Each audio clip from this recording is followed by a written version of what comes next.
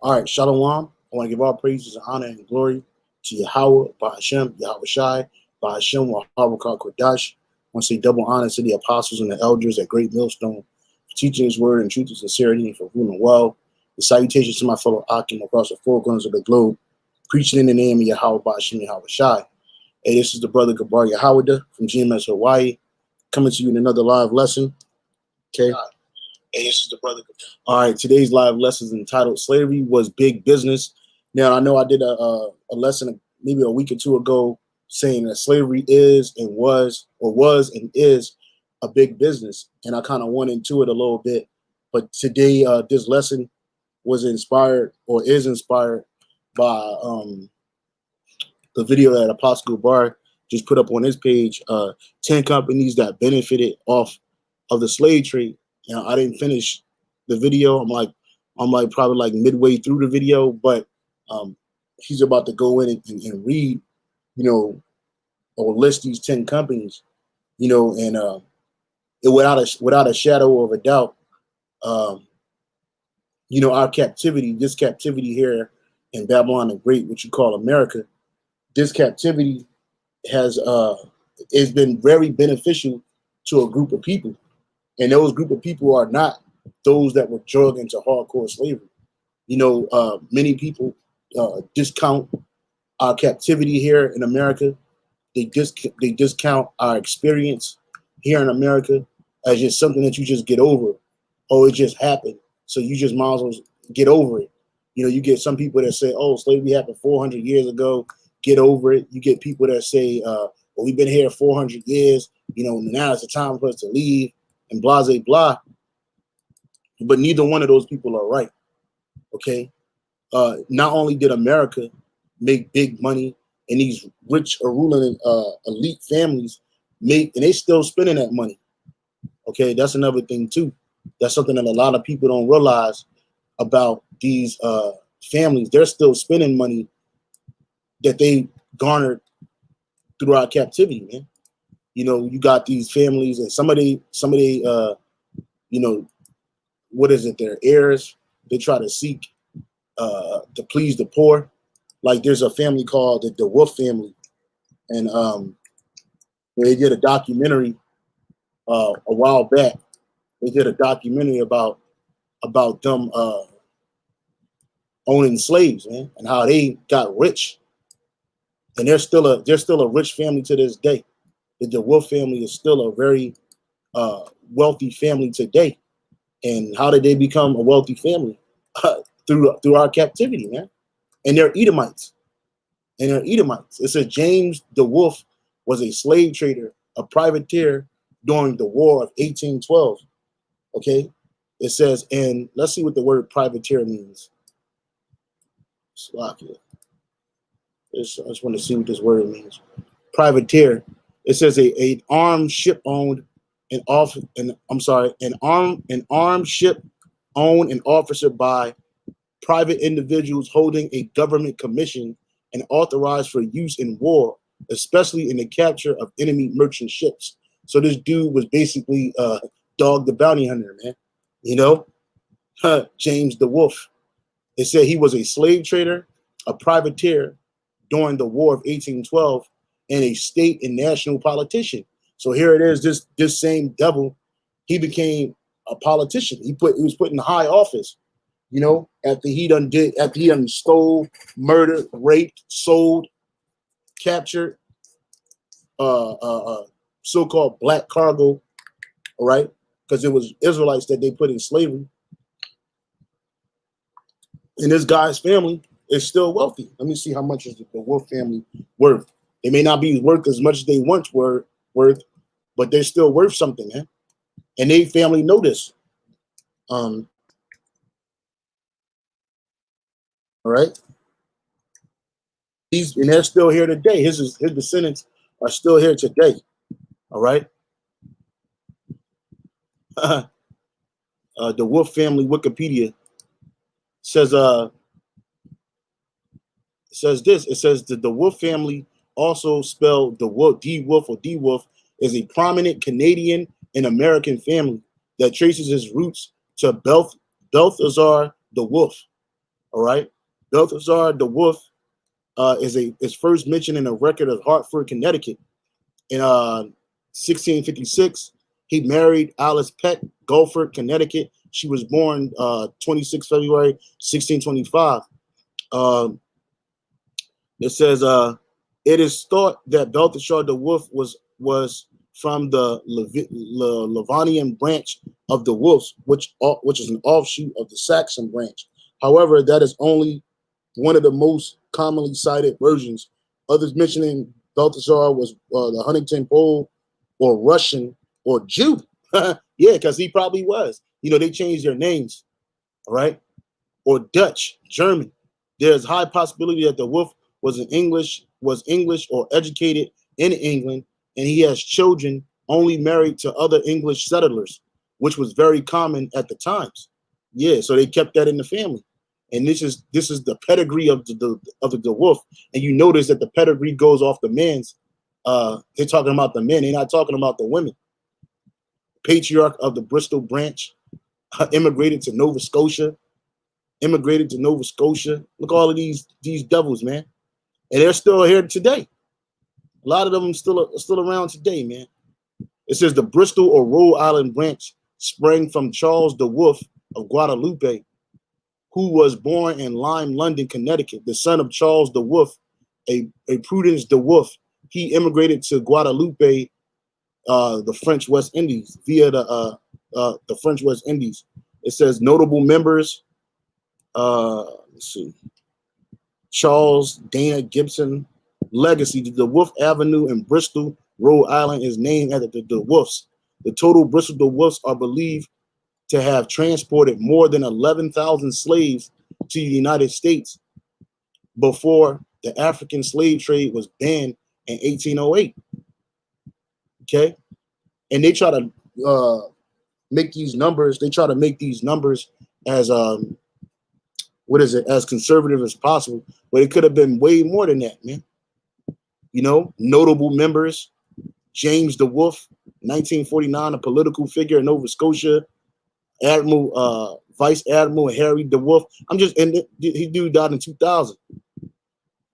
Okay, so this family is huge, man, and they made billions, man.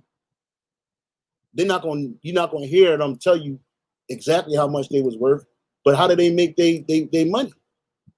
through their notable members, like such as this guy, man, James the Wolf family.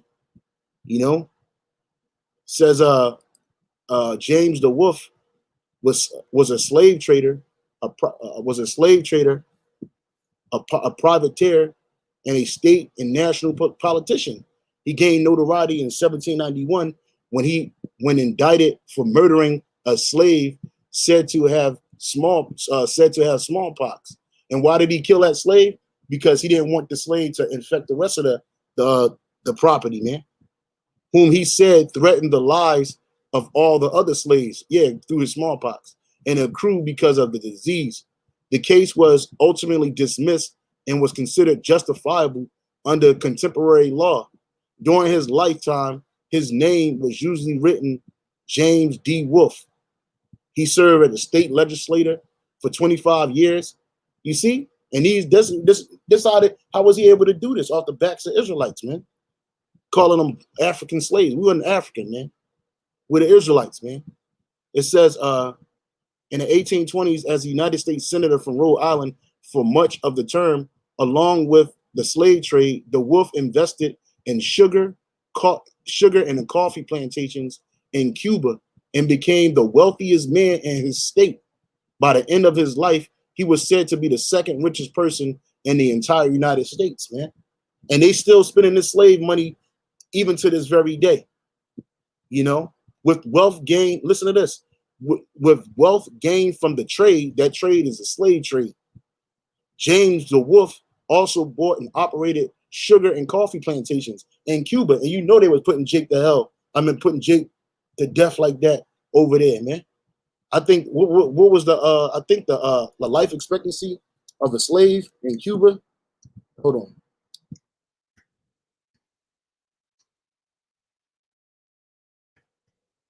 Let's look at the life expectancy of a slave in Cuba.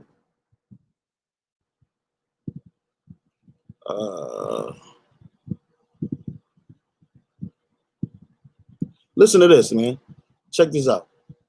Since slavery in Cuba was associated with labor demand to support sugarcane plantation, which that's a terrible crop. It's a really labor-intensive crop of sugar. It existed on the territory of the island of Cuba from the 16th century until it was abolished by the royal decree in 1886. The first organized slavery in Cuba was introduced by the Spanish colonists who attacked and enslaved the island's indigenous people, which was the tribe of Manasseh, on a grand scale. Cuba's original population was eventually destroyed completely, partly due to the forced labor in the course of the 1500s. The colonists were in need of new slave supplies to uphold the reign of production. More than 1 million African slaves were brought to Cuba as part of the Atlantic slave trade. Cuba did not end participation in the slave trade until 1867. As the slaves outnumbered the European Cubans, a large proportion of Cubans are descended from these African slaves. But you got a lot of Cubans over there. They think they're not even Manasseh, they're Judites. Perhaps as many as 65% of the population. Slavery in Cuba was particularly profitable for slave owners. Again, it was big business, man. After the Haitian Revolution, after 1804, the newly independent state of Haiti retreated from the global sugar market as the residents chose to focus on subsistence farming. Cuba took the place as the largest sugar producer. By the mid-19th century, due to the British pressure to abolish slavery, plantation owners transported more than 100,000 Chinese workers to the island. They were held in conditions not very different from those in the African slave trade. African slaves, man. I was trying to figure out what was the life expectancy, but I think it was like 6 months, man. And it was terrible, man. I think it was about a year for the Barbados, man. I'm not Barbados, but West Indies. You can choose Barbados to go with a terrible island to do slavery on anywhere. But see, this devil, he was able to what? Make his fortune off of our people, man. You see, and how was he able to become a politician? Off the backs of Israelite slaves, man. All right. How was he able to become a statesman, a nationalist, a national senator through the backs of slavery, man? And yet they paint this dude, the picture, out to be a super business-minded man. Okay. He didn't see no problem with killing our people and enslaving them and selling us. All right. This is the book of Daniel, chapter 9, verse 12. And he hath confirmed his words, which he spake against us and against our judges that judged us, by bringing upon us a great evil. For under the whole heaven have not been done as have been done upon Jerusalem. Right. Because these other nations, they have never experienced slavery the way we experienced it. Especially you Edomites. You didn't, even when y'all was a no people on the world stage, y'all didn't go through this. Hey, but when the Lord turns back our captivity in full, meaning when he sent his son Yahushua to come get us, okay, you Edomites, you're going to have to serve out this slavery times 2, man. You Edomites going to go through this. You see, you call us a hate group, but this is not considered hate. And then they look at it like, oh, it was so long ago that you ain't supposed to be mad about it. You're just supposed to get over it. Look, the world is a better place now. Look at it. Look at all of the rights and privileges people have. But our people are still being oppressed to this very day. Ain't no love from my people here. Ain't no love for us here. These nations, okay, they treat us like crap.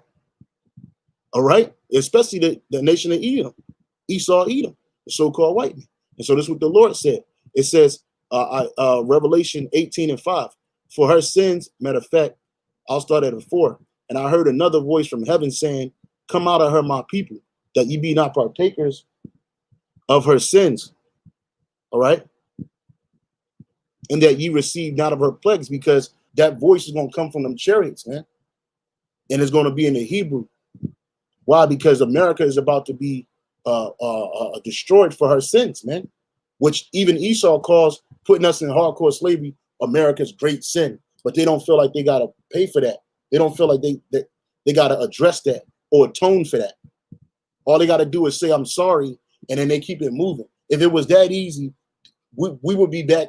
We would be living in Israel today, you know, in the kingdom of heaven, by just saying sorry. But that sorry, like, hey, my people, when I was growing up, they used to say, sorry didn't do it. You did it, man. You wasn't sorry when you was counting that money. You wasn't sorry when you was making your family elite families within the United States and abroad. You wasn't sad. You wasn't sorry when you were killing us.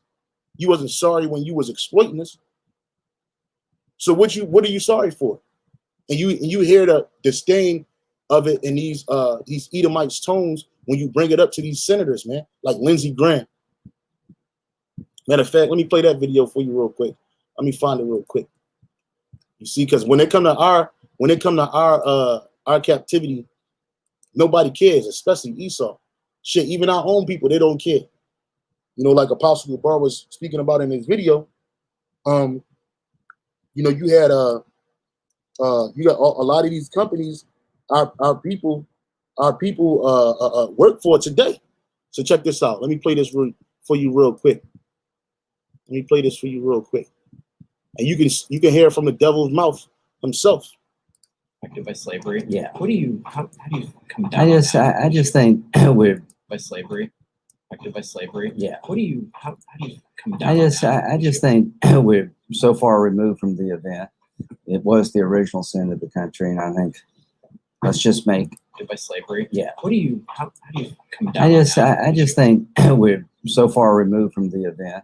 It was the original sin of the country, and I think let's just make it a more perfect union rather than looking backward, because I don't know where it stops when you do that. You see, they don't care. You see, we're so far removed from the event, but yet, if that was the case, check this out. If that was the case, these are corporations, and I'm sure they got plenty of lobbyists in Washington D.C., man. Corporations. It says this is from African American Golfers Digest. That's crazy. 15 major corporations you never knew profited from slavery. The enslavement of Israelite people in the Americas, because I'm not going to say African because we ain't African, in the Americas by the nations and peoples of Western Europe, Edomites, created the economic engine that funded modern capitalism. But I thought, according to Lindsey Graham, we were so far removed from the event. You see, like it's just an event. This is the longest event I ever seen in my life. We done died, came back, and we still in this so-called event. But yet this was the end. It was the economic engine that funded modern capitalism. Therefore, it comes as no surprise that most of the major corporations that were founded by Western Europe and American merchants prior to roughly 100 years ago benefited directly from slavery. Lehman Brothers, Aetna, J.P. Morgan Chase, these banks are still here. These banks back these senators and these politicians. New York Life Insurance Company, Wachovia Corporation, N.M. Rothschild and Sons Bank in London, which we know that they're the top ruling family in the world today. Norfolk Southern, CSX, used slave labor to construct portions of some of the U.S. rail lines under the political and legal system that was in place more than a century ago. Two enslaved Africans who the company rented were identified as John Henry and Reuben, which they made movies about John Henry. It says the Canadian National Railway Company, Brown Brothers Harriman, these are banks. The Brooks Brothers, high-end suit retailer, got their start selling slave clothing. And Barclays, this is a banking institution. A multinational banking and financial service company headquarters in London, United Kingdom, has now conceded that companies it bought over the years may have been involved in the slave trade, man. Lehman Brothers, whose business empire started in the slave trade. But you see, and these companies are worth billions and trillions of dollars if they all added together. J.P. Morgan Chase, which this is named after J.P. Morgan, the Chase Manhattan Company, which the Rockefellers own. You see? But yet, according to this devil, Lindsey Graham, we so far removed from the event. The idea deserves to be studied further. Some of the 2020 presidential candidates have said that there should be a commission to study the idea. You know, I'm not there. I want to move. You know, listen, the original sin is real. We've tried to overcome all of our mistakes with the American Indian, you name it. We're not a perfect. You see, it keep with the American Indian, which is the tribe of Gad and Reuben, Issachar too, with the Negro. You see, like it's just nothing. It's nothing to this man. Millions of our people perished, millions, and our children. And then we are evidence. We are evidence. All right, evidence that this event happened. The fact that you have Negro, Latino, Native Americans here in this country, we're evidence that we were oppressed and taken over. We're evidence of slavery. The reason why our communities are the lowest on an economic, so-called economic totem pole, all right, is because of what? Because of what what these devils done did to us, man. Showing you that this place is not our rest, man. It's polluted. The only way to clean this place up is to destroy it, man. That's the only way. Let me finish reading this. It says, Revelation 18:5. For her sins have reached unto heaven. So that's he said our sin. America's slavery was America's sin. Was America's first sin. Well, America, you've broken every last law, statute, and commandment that Yahweh Bashem Yahweh Shai, the God of the Israelites, the God of the Bible, the only living power to ever exist. Okay, you've broken all his laws, statutes, and commandments, including enslaved his people. Which, even though the Lord gave us into your hands, you don't understand that. That's not something that you push to the people. You push it that you did this through your own might. So your sins have reached unto heaven, meaning the Most High got you in the spiritual Google. He got it up. He looking at the page. He see you unto heaven, and the Most High have remembered her iniquities. While you forget, while you just dismiss it like it's nothing, while you put these people that you set up to talk about reparations and all this other crap, but ain't gonna really do nothing about it. Hey, the Most High, Yahweh Bashem Yahweh Shai is gonna do something about it. All right, he's gonna do something about it. When he sent his son Yahweh Shai back here, he's coming with the slave chains, baby. He's going to enslave you super elite first, and then through his might and through his power, the rest of the elect, after Lord willing, we part of that number, the elect number, gonna come out of them ships, and we're gonna enslave the planet, man. We're gonna get rid of the rebellious of our people, the renegades of our people. Okay. Those that are slaughtered for salvation gonna come out of them, and in the rest of you nations, it's slavery time. It's slavery time, and every last one of you nations is gonna face it. Okay, every last one, get that in your head. And there ain't gonna be no marching, ain't gonna be no escaping, ain't gonna be no running away. You can run, but where you gonna go? You can run, but where you gonna go? Ain't gonna be none of that. Ain't gonna be no revolts. You're going to feel the pain. You're going to feel the pain, baby. It says, reward her even as she rewarded you, and double. So you Edomites, you're going to get double. And you don't like to hear that. You don't want to hear that. Double unto her double according to her works. In a cup which she has filled to her double. How much she have glorified herself. And that Lindsey Graham, he showed that. He showed that in his attitude, his pompous attitude. And live deliciously, because look at the Wolf family. they glorify themselves and they live deliciously, man. Let's look up that word for deliciously in the Greek. They live deliciously, man. and live deliciously. Strong's G 4763 Straniao. Straniao, which it says to be wanton, to live luxuriously, man. That's right. You Edomites got a standard of living on this side that the children of Israel will never know unless they sell out. Okay? And that's just for a handful of our people. You got people talking about voting this and voting that, going to stand in line to put another Edomite in office, which they already made, the elite already made their mind who they want to win. Right? So they just got you just going through the motions, all this voting, but you ain't voting nothing different. It's going to be the same devil, you know, just a different smile, man.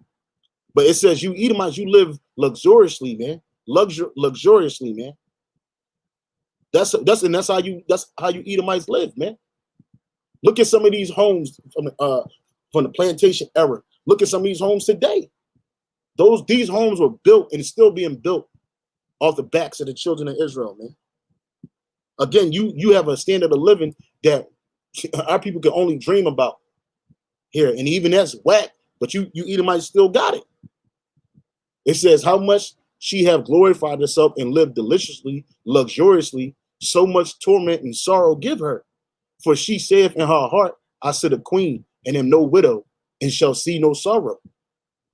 And that's right. That's why these businessmen, they go on these trips. They go on these luxurious trips. They do all this wickedness, high-level wickedness, and they just traverse the world like it's nothing. You know, the money that Jake died for, the money that Jake worked a whole lifetime for is nothing to them. It's nothing. It's not, I would say peanuts, but that would be an insult because it's less than that, man. That's not even a crumb. But yet, you know, we so far removed from the event, you know, we don't need to think about it. It was another one, he said something about slavery reparations too. And these devils hate it, man. These devils hate it. These devils hate when Jake bring up about what happened to us, man. Mitch McConnell. Mitch McConnell said the same thing. But he's another demon. He's another demon. And his family got rich off the backs of Israelites, man. I don't think reparations for something that happened 150 years ago for whom none of us currently living are responsible. Yes, they are responsible for it. They still making money. They still spending that cash, that hard cold cash. Why? Because it's big business. Just like you look at Apple, just like you look at Apple, you look at Microsoft, you look at all the war industry. Guess what, man? All of that's big business, man. That's the same way slavery was and is, because we're still slaves to this day. We're still in captivity. We got bonds on us. We got social security numbers. We got birth certificates. Those are bond statements, man. That's why when any one of us pass away, guess what? Those bonds get called in, man. And they're getting paid, and every one of us are insured, man. You don't know how much you're insured for, but them Edomites do. Them Edomites do. I don't think reparations for something that happened 150 years ago for whom none of us currently living are responsible is a good idea. Yeah, but it was a good idea to give the Japanese. It's a good idea to give them people that went through the Holocaust. You can't say their name too loud. It's a good idea for them to get it. But when they talk about us, it's too big of a deal. You spend millions of dollars on nothing, wasting money, so-called money. It says right here, Senator Mitch McConnell's ancestors were slave owners. But you hear out his mouth. I'm gonna play that. Listen to this. Look. I think reparations for something that happened 150 years ago for whom none of us currently living are responsible is a good idea. We've tried to deal with our original sin of slavery. And they keep calling it the original sin, slavery. Slavery in reality, slavery, well, what y'all did to us is a sin because we still in y'all hands. But to the Most High, slavery is not a sin, you know. But you put us in slavery, you and destroyed us, So that's where your sin is. It's not so much that slavery is a sin. The Most High sanctioned slavery. Let me get that. Let me get that, man. He told us that we're not supposed to rule over each other with rigor, man. The children, let me see. Just bear with me.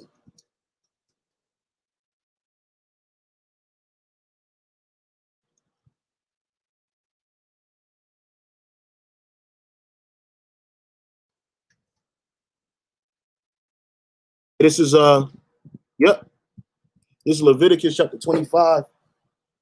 Leviticus chapter 25, verse yep. This is Leviticus 25 and 38. I am the Lord Yahweh, your God, your power, which brought you forth out of the land of Egypt to give you the land of Canaan. That's what the land of Israel is. And to be your power. And if thy brother that dwell by thee be waxen poor and be sold unto thee, thou shalt not compel him to serve as a bondservant. So we, even when it came to our brothers, we weren't supposed to put each other in slavery. That was something we did during the Middle Ages, during the transatlantic slave trade period. But the ones that really capitalized off it were our enemies. But the point of the matter is that we're not supposed to have our brothers as a bondservant, man. Okay? When you look up that word for bondservant, the Hebrew word there is ibad, and it says a slave. So Israelites, we ain't supposed to be slaves, man. The Lord put us through this ringer for our correction. All right, but the Lord didn't create us to be slaves, man.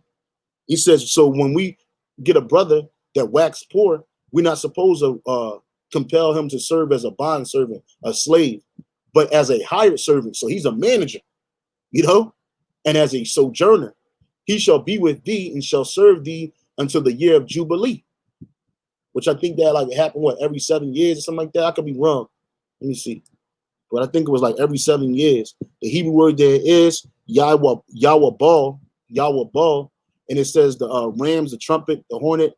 It says a blast on the horn, a continuous signal, a combination. Yeah, I'm not sure. I gotta look that up. If one of you brothers know about the year of Jubilee, you can put it in the comment board, Baba Gashah.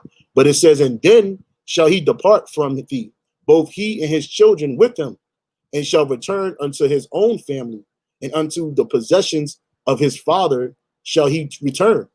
For they are my servants, which I brought forth out of the land of Egypt. They shall not be sold as bondmen. So guess what? You Edomites, you did that. But then you're gonna talk about some we just let ourselves be sold for bondmen. You know them Edomites over there in Israel, state of Israel, they ain't do that. Them Edomites in the state of Israel, they ain't never sell themselves to be bondmen. So who is that pertain to? It darn sure don't pertain to us, because we didn't do that. We were snatched. We were stolen. So it says they shall not be sold as bondmen. Why? Because we the Heavenly Father's servant. Thou shalt not rule over him with rigor, but thou shalt fear thy God, which you Edomites, you don't fear the Most High. That's why you made it big business. You could care less about what happens to us. The Hebrew word there for rigor, the Hebrew word there is parak, and it says harshness, severity, and cruelty. And that slavery was everything that involved harshness and cruelty and severity. All right? Thou shalt not rule over him with rigor, but thou shalt fear the Most High. Both thy bondmen and thy bondsmaids, which thou shalt have, shall be of the heathen. But these heathens, they got us in slavery. You see? Big business. It all goes back to big business, man. That's what it all goes back to, man. It said, the Lord said, the bondsmen that we have are not supposed to be of our brothers, but and the bond women are not supposed to be of our sisters, but of who? Of the heathen that are round about you. Them shall ye buy bondmen and bondsmaid. You see? So the Most High, he sanctioned slavery. It ain't no sin about having slaves is not a sin. But having the children of Israel as slaves, that's a sin, man. And you Edomites keep talking about the great, your America's great sin. Yet this is the same devil. Oh, he's ugly, man. He looked like a whole demon, man. We shouldn't have to pay for slavery. We shouldn't have to correct it, do nothing. It happened over 150 years ago, and none of us alive are responsible for that. That's what he said. Well, check this out. By fighting a civil war, by fighting a original to deal with our original sin of slavery, by fighting a civil war, by passing landmark civil rights legislation. We elected an African-American president. I think we're always a work in progress in this country, but no one currently alive was responsible for that. All right. Recently, Senator Mitch McConnell, the Senate Majority Leader, a powerful Republican from Kentucky, came out against reparations for African Americans who had been enslaved. So we looked into his family background, and it turns out that both of his great-great-grandfathers were slave owners in Limestone County, Alabama. Between the two of them, they owned at least 14 slaves. Reparations means that there's a feeling that African Americans need to be reimbursed for the generations of free labor they provided that helped make this country the economic powerhouse that it was. That's right. Mitch McConnell's objection to this whole issue is that it would be hard to figure out who would get the payment, and he went on to say that, well, this is an original sin that the United States has already pretty much dealt with, and as part of the proof, we've had a black president. Yeah, but he wasn't even our people. Barack Obama ain't no Israelite. He's a Hamite. The hell did that do for us? Nothing. There have been a number of hearings on the subject, and it's something that some members of Congress have been pushing for decades. It's sort of gained traction recently at a recent hearing, and basically it was in response to what was happening at that hearing that Senator McConnell weighed in. And because he weighed in, we started looking into him. It just occurred to me that, well, if he's got an opinion, maybe there's some mystery behind it. I know he had family in Alabama, so I took a shot and thought, well, maybe they might have been slave owners themselves. I simply typed into Google, how do you find out if your ancestors were slaves or slave owners? And up pops a bunch of genealogical sites, including... Yeah, So here it is. The proof is in the pudding, baby. You Edomites, you made all kinds of money. This is a company called Lloyd's of London. It says apologizes for slavery. An apology? What's apology going to do? Sorry? Sorry we had you on hardcore slavery, and we made trillions and trillions of dollars off you, which continue to enrich us and our seed, man, forever and ever. Real quick, hold on.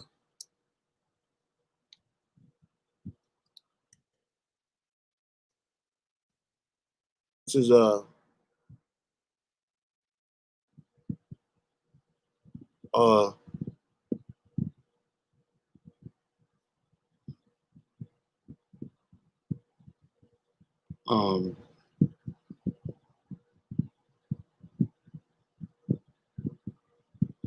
just bear with me, brothers.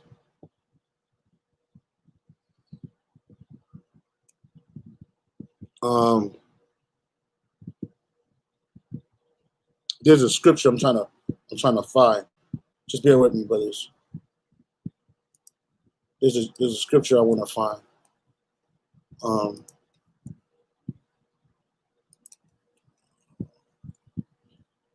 I can't paraphrase it right now. Lord willing, to come to me. But yeah, look at these devils, man. They've been living good, man. A sweeping global reassessment of history and racism triggered by the death of George Floyd is forcing major brands and companies to reflect on their own pasts. On Thursday, the Lloyd's of London insurance market apologised for its role in the Atlantic slave trade of the 18th and 19th centuries. It said it was sorry for the role played by the Lloyd's market in the slave trade, an appalling and shameful period of English history. The company added that recent events have shone a spotlight on the inequality that Black people have experienced and unleashed difficult conversations that were long overdue. About 17 million African men, women, and children 17 million were torn from their homes between the 15th and 19th centuries. And those numbers are even higher than that. Many died in merciless conditions. Lloyd's of London, which is now the world's leading commercial insurance market, started life in 1688. It grew to dominate the shipping insurance market, a key element in Europe's scramble for empire, treasure, and slaves. Slaves in the 18th century were included in insurance policies in the general rate for ship cargo. In the biggest deportation in known history, weapons and gunpowder from Europe were swapped for millions of African slaves. They were then shipped across the Atlantic to the Americas. Those who survived endured brutal lives on sugar, tobacco, and cotton plantations. Sugar, tobacco, and cotton plantations, man. And that don't disappear. Those are raw materials. That's raw wealth, man. And that's why Lloyd's of London still stand today. Why? Because these devils, they grown rich, man. They wax fat. They wax fat. They wax fat, man. This is Revelation chapter 13, verse 9. Revelation 13:9. And that's the thing, like, you can't just discount something like this, man. It's too big, you know? It's like they say America's too big to fail, man. Such an offense like this is way too big, man. You can't just wipe that away, but Esau's been trying to do that year by year. Trying to what? Trying to wipe it away, trying to make it, and I'm gonna get that too, shameful spewing, man. Matter of fact, let me get that first, and then I'll go to this, man. These devils, they try to wipe it away, but they can't, man. And then not only that, they never made it right. They never tried to make it right. It ain't like they tried and they failed. They just didn't care. Habakkuk 2:16, thou art filled with shame for glory. Drink thou also. So you Edomites are going to drink this too. You're going to drink also too. And let thy foreskin be uncovered, which it shows your nakedness, man. The cup of the Lord's right hand shall be turned unto thee, and shameful spewing, which is disgrace, shall be on thy glory, because that's coming. I don't care what Mitch McConnell say. I don't care what Lindsey Graham say. I don't care what none Lloyd's of London, the sorry, because it sparks a conversation. Fuck off. Forget the conversation, man. Where's the compensation? You talking about a hard to have conversation. How much harder is it for this devil to part with his riches, man?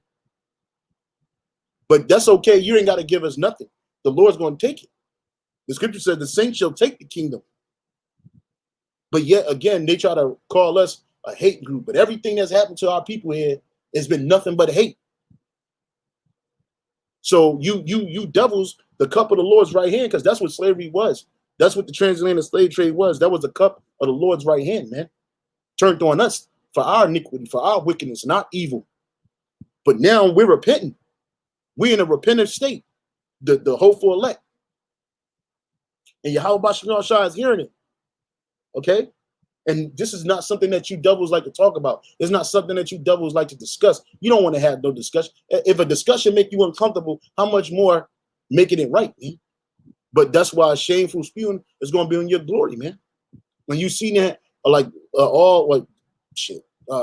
beginning of this year, man, they were tearing out all them statues of these old slave owners and rapists and murderers, deviants, like Albert Pike, Andrew Jackson, all of this stuff, man. Just taking them down. Columbus, right? Because what happened to us is just a tip of the iceberg. Because what happened to all the tribes, bro, you Edomites got a lot to pay for, man. You don't want to pay for it. You don't. That's why you're going to try to come down with great wrath, because you know you got a short time. That's why you try to hide your way out of this. But you're not. You're through, man. You can't get off this earth. You can go up in the atmosphere and play around, but eventually you're going to have to come down. This Lamentations 4:21. Rejoice and be glad, O daughter of Edom. You Edomites, starting off with the super elite. You Rothschilds, Oppenheimers, Rockefellers, that dwellest in the land of Uz. The cup also shall pass through unto thee. Thou shalt be drunken and shalt make thyself naked. What? You're going to see their sins. You're going to see their iniquity. And what are they going to be drunken with? This destruction. What's that cup that's going to pass through unto them? Slavery, destruction, judgment. The punishment of thine iniquity is accomplished, O daughter of Zion. That's what slavery was. That's why people are being mowed down indiscriminately, men, women, and children. That's why we the last, if we looked upon, if we looked at all, because that was a part of our punishment for what? Our iniquity. But the Lord said it's accomplished. O daughter of Zion, he will no more carry thee away into captivity. So this is the last captivity that we ever going to have to face. We never going into slavery again. We never going to go off again. Because when Yahweh Shai come, he's bringing righteousness. And we're going to get new bodies, and we're going to be 100% righteous. So we're going to, the only thing we're going to be incapable of is sinning and dying, man. That's something that you nations, you can have that. You can have death and sin, man. Because we ain't gonna do that no more. So it says our punishment for our iniquity is accomplished. But you Edomites and the rest of you nations, you have yet to face this, because you nations are going too. We talk about Esau all the time because he's the ruler of the society. But you other nations, you get in line too, because you going right with him. He will no more carry thee away in a captivity. He will visit thine iniquity, O daughter of Edom. He will discover thy sins, man. So, and this is a part of that shameful spewing. You know, Mitch McConnell and his ancestors owned slave. They claim they only own 14. Well, guess what? One is enough, man. You Edomites had one. Those slaves were a part of your wealth. That's how this devil was able to, maneuver his way into the politics, in the world of politics. You ever wonder how these devils stay in office so long, man? Because they got other devils backing them, man. Here it is, the same man that enslaved you, destroyed you, murdered you, robbed you, raped you. Now he's your leader. He's your world leader. He's the guy that you got to go to for some type of reprieve. You see? He's the guy you got to go to for help. Man, you out of your mind, man. How can your enemy help you? He can't.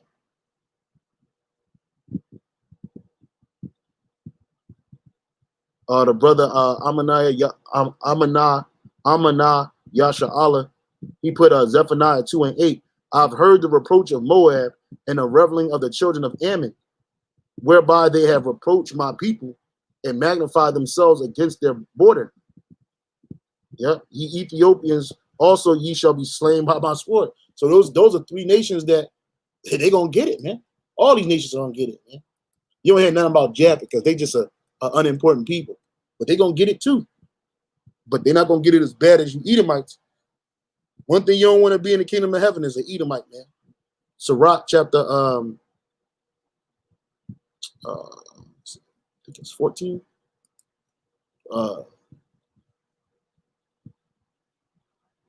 The rich man, yet he entreat. I think that might be 13. Salakia. Says, yep. This is Sirach chapter 13, verse 3. The rich man have done wrong, and yet he threatened withal. The poor is wrong, and he must entreat also. So here it is, the rich man, which you Edomites, you're the rich man in that parable of the rich man and Lazarus is the children of Israel. The rich man, he have done wrong, and yet he threateneth. He don't care. But the poor man is wrong, and he must entreat. Let's look at that word for entreat. He got to entreat. The word for entreat is to speak, to ask, to earnestly beseech, to implore, to ask earnestly for something. So he basically got to beg, man. He got to beg to be heard, man. But see, the rich man, he do wrong, and he just threaten you. But we get wrong, and we got to beg, man. You see? Oh, you also put you sons of Ishmael are going down also. Yeah, all these nations is going down, brother. All these nations, man. Let me get that real quick. This is Jeremiah 30 and 16, man. Jeremiah 30 and 16.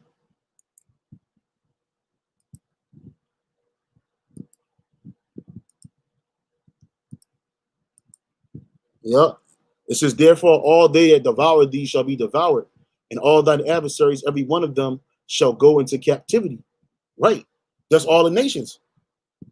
And they that spoil thee shall be a spoil. That's all the nations. And all that prey upon thee will I give for a prey. That's all the nations, man. For I will restore health unto thee, and that's what we need. And I will heal thee of thy wounds. That slavery was a huge gaping wound, man. And it's festering. You got the maggots, which are these nations inside feeding off of us, man. Saith the Lord. So the Lord said he's going to heal our wound. Saith the Lord. Because they called thee an outcast, saying, this is Zion, whom no man seeketh after. And that's what these devils think. That's why they don't try to make it right. They don't want to make it right. They continue to keep it that way because they feel like ain't nobody checking for y'all. Look, even God left you. He left y'all. That's what he say. But Yahweh Bashar Shai never left us, man. He was angry at us for a time, but now he's turning his face once again towards us, all because of that sacrifice his son Yahweh Shai made on that cross, man. And he set him up so he can make. He put his son there. He allowed that to happen so he can make his son can make it right for us, man. Because of the promise he made to our forefathers, Abraham, Isaac, and Jacob. For I will restore health unto thee, and I will heal thee of thy wounds, saith the Lord. Because they called thee an outcast, saying, this is Zion, whom no man seeketh after. Thus saith the Lord, behold, I will bring again the captivity of Jacob's tent. So the Lord's going to bring us out of this and have mercy on his dwelling places, man. Not you Edomites, not the rest of you nations, but us, man. And the city shall be builded upon her own heap. So because Israel's going to be blown to hell and back, man, through them nuclear missiles. But guess what? Israel's going to be rebuilt. Who's going to do that? You heathen nations going to do it. Starting with you Edomites, you rich Edomites. And after that, you're going to continue to build the kingdom. And then, but America is going to be completely decimated, man. It ain't going to be built again. And he said, the city shall be builded upon her own heap, and the palace shall remain after the manner thereof. You see? So you nations, man, you got it coming. Man. You don't even understand, man. Y'all can make this money, y'all can flaunt it all you want, but you're gonna be, man. Look, this is the Insurance Journal. Talks about the update on Lloyd's of London apologizes for its shameful role. Remember that shameful spewing in the Atlantic slave trade, June 18, 2020. The Lloyd's of London insurance market has apologized for its shameful role in the 18th and 19th century Atlantic slave trade and pledged to fund opportunities for Black and ethnic minority groups. Yeah, right. And they always throw these other ethnic minority groups up in there just so they don't have to give Jake no true compensation. About 17 million Israelite men, women, and children were torn from their homes and shackled into one of the world's most brutal globalized trades between the 15th and the 19th century. Now, the 15th century and the 19th century, that's the 15th and 19th centuries. All right, started like the 1400s, and this is all the way up the 19th with the 20th century, man. I'm sorry, the 1800s. The 19th century is the 1800s, Salaki. And the 15th century is the 1400s. So shit, that's 500 plus years, bro. Many died in merciless conditions, man. So they showed us no mercy, man. So guess who's not gonna get no mercy, man? You nations ain't getting no mercy, man. Especially you Edomites, man. And you're not ready for this, man. But you're gonna get ready. You're gonna get ready big time. This is James 2 and 14. I'm sorry, 2 and James 2 and James 2 and 13. For he shall have mercy. For he shall have judgment without mercy that have showed no mercy, and mercy rejoiceth against judgment. So you Edomites, you're not gonna get no mercy in the kingdom of heaven. None. There's gonna be zero mercy shown to you. You can cry all you want. You can scream and holler all you want. It's just gonna make us stronger, man. It's just gonna go harder on you, man. It says, we are sorry for the role played by the Lloyd's market in the 18th and 19th century slave trade, the 1700s through the 1800s, an appalling and shameful period in the English history. And really, they said this company started in the 16th century, So that would be the 17th century, the 1600s. So they're really the 17th century. So even they trying to get off, man, trying to make it light. The century of slave trade, an appalling and shameful period of English history, as well as our own Lloyd's said in a statement on Thursday. Recent events, which they already talked about that. It says Lloyd's grew to dominate the shipping insurance market, a key element of Europe's global scramble for empire, treasure, and slaves, who were usually in the 18th century included the insurance policies and the general rate of ship cargo, which we were that ship cargo, man. Weapons, gunpowder, Europe were swapped for Israelite slaves who were shipped across the Atlantic to the Americas. Those who survived endured a life subjugated on plantations, while the ships returned to Europe laden with sugar, cotton, and tobacco. Although Britain abolished the transatlantic slave trade in 1807, full abolition did not follow for another generation. Lloyd said that it would invest in programs to attract Black and minority ethnic talent. Yeah, so they basically want you to work. they basically want you to be a slave, like Apostle Gabar said in his video. They want you to work for this company. Hell no, we supposed to own the company, man. It don't belong to y'all. Review the artifacts to ensure that they are not racist and support charities. Which charities, our people don't get nothing from them charities. You get a picture with a bunch of so-called black kids, Latino kids with t-shirts on. Meanwhile, the nonprofit organization that's running the charity, they get the bulk of the money. Organizations promoting opportunity for Black and minority ethnic people. But minority ethnic people, that could be anybody. That could be an Elamite, East Indian. That could be a Chinese, a Japanese. Nah, man. It's inexcusable. Sweeping global assessment. You know, they know. They know what they did was wrong, man. This is slavery and King Cotton.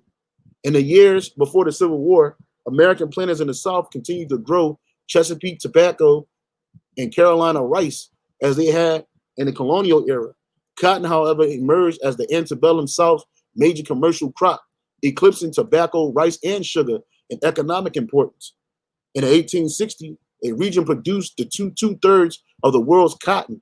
In 1793, Eli Whitney had revolutionized the production with the cotton gin, which was an Israelite that created the cotton gin, not him. He stole the idea, which dramatically reduced the time it took to process raw cotton. As a commodity, cotton also had the advantage of being easily stored and transported. Demand in the industrial textile mill of the Great Britain and New England seemed inexhaustible. Southern cotton, picked and processed by Israelite slaves, these are American slaves. See how our names just keep changing? Upheld the wealth and the power of planter elite, while it fueled the 19th century industrial revolution in both the United States and Great Britain. See? These are our people, man. These are Israelites, man. These are Israelites, man. And this stuff don't make you mad. This stuff don't get you hot. The wealth of a nation, how cotton industry, slavery, and the Deep South built up global fashion industry, man. All that Louis, all of these high-end makers that they don't want you in their clothes, yet they destroyed us, man. The international fashion industry was like most things in America, built upon the backs of slaves, Israelites. The contribution that slaves made to the cotton industry in the antebellum South laid the blueprint for success in America and abroad. 400 years later, cotton remains a huge moneymaker and a major pillar in the fashion industry. Yet, it's still cultivated by exploiting disenfranchised laborers around the world, man.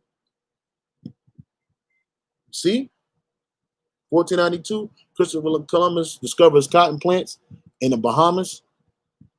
1619, the first slaves from Angola, West Africa, were brought to Point Comfort, Virginia. And these are Israelites, man. These are Israelites. 1664, the East India Company in England was established as the largest importer of cotton into Europe. 1793, Eli Whitney secures the patent for the cotton gin. Why? Because they wouldn't give Jake no patents. 1803, the value of the U.S. cotton crop grows from 150K to 8 million. God damn. The U.S. is exporting around half of the world's cotton crops in 1830s, man. 1850, the slave population rises 50% in the main cotton states, you see? Because they were breeding this. They don't talk about that. They talk about these numbers, that these conservative numbers of Israelites brought from Europe and Africa, but they don't talk about the Israelites that were born here, man. You see? 1861 to 1865 Civil War helps the U.S. cotton cultivation. The 1900s, the manipulative system of sharecropping is introduced to replace slave labor. In 1970, China established itself as the leading cotton producer. Yeah, why? At the Mayo or Mao, whatever that dude, Mao Zedong, whatever his name was, and he turned this country into a bunch of slaves, man. 2000s cotton production is still beneficial to American economy, while U.S. fashion companies outsource cotton cultivation. You see, so it's big business, baby. This is big business. But guess what? Your business is about to be over and ended. So says Yahweh Ba'ashem Yahweh Shai, man. Okay, so you can, man, and just get ready for judgment. Hey, the last scripture I got, Revelation 13:9. If any man have an ear, let him hear. He that leadeth into captivity shall go into captivity. And you Edomites, you led us into captivity, so you going into captivity. You going into slavery. Start with your super elite. He that killeth with the sword must be killed with the sword. So y'all did that to us, that's going to happen to y'all.